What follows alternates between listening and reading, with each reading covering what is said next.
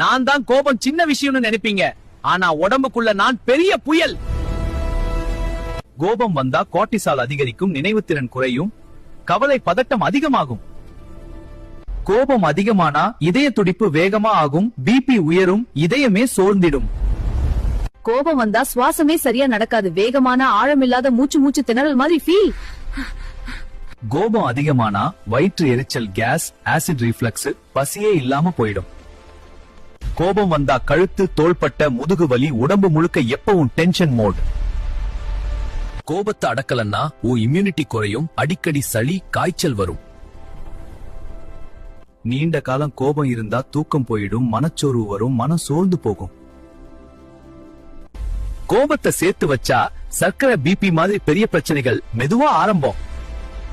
கோபம் வந்தா ஆழ்ந்த மூச்சு எடு, 10 வினாடி அமைதியா இரு.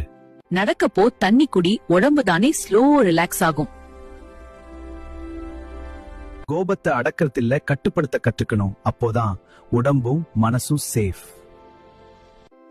அடுத்தது எதை பத்தி வீடியோ போடணும்னு கமெண்ட்ல சொல்லுங்க நண்பர்களே.